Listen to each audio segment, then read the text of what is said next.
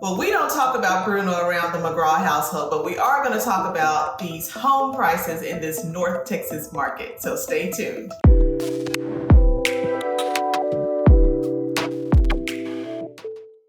So according to the National Association of Realtors, in the U.S., the median sales price of a home was $407,600 in May of 2022. This is the first time that the median sales price of a home has been over $400,000 ever. So it's really hard to see where the numbers fall when you're looking at national statistics. So in this video, we're going to look at this localized data from a county perspective, but also from specific cities as well. Let's start by looking at the sales price of homes historically, and we're going to be looking over the past 10 years, and we're going to be looking at Fort Worth, Mansfield, Arlington, and Tarrant County in general. So as you can see by looking on this screen, we're looking at June of 2022.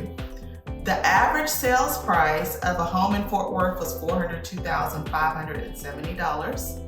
And historically, that is the highest that we have seen of any month in the past 10 years. So if we go all the way back to June of 2012, in Fort Worth, the average sales price of a home was $164,701. So historically, we are still well above home prices 10 years ago, 5 years ago, 3 years ago, and even last year. Now, I do want to pay attention to May of 2022 to June of 2022. As you can see, there is a slight dip in prices across all of those areas. Now, before anyone starts sounding the alarm, do I think that this is cause for a housing bubble? I do not, and I'm going to tell you why. Historically, the highest selling months of homes hitting the market have been June, July, and August. We're still seeing that. June, July, and August, we're still seeing more homes hit the market. However, the prices are starting to stabilize. And so instead of a housing bubble or a housing crash, I think we're looking at a housing correction. Another thing that I think that you should be paying close attention to is how much people are willing to pay over or under the sales price of a house. If you look at this chart, you can see that people who bought a home in June of 2022 on average paid about 3% more than what the home was listed for. That is a drop down from April of 2022.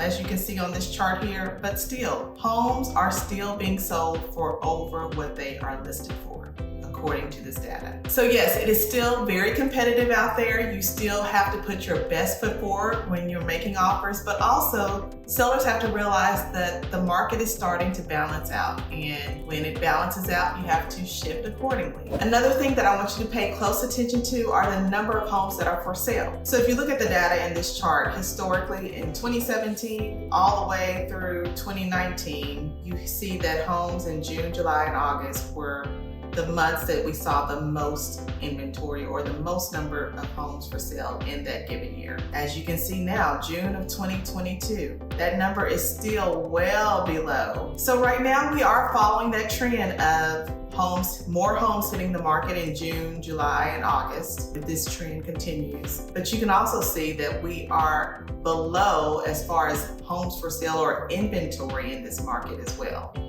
compared to in the past 5 years. Another indicator to look at that goes right along with the number of homes for sale is the months of supply or months of inventory. So in a balanced market, you would typically have between 4 to 6 months of inventory. Anything over 6 months would be considered a buyer's market, and anything lower than 4 months would be considered a seller's market. As you can see, in all of these areas, we are well below 4 months of inventory. So this is still a seller's market. It's not as strong of a seller's market as it was back in January or February of this year, or even March of last year of 2021.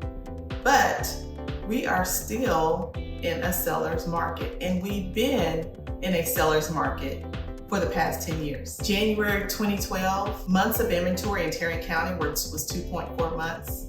Fort Worth, 2.5 months.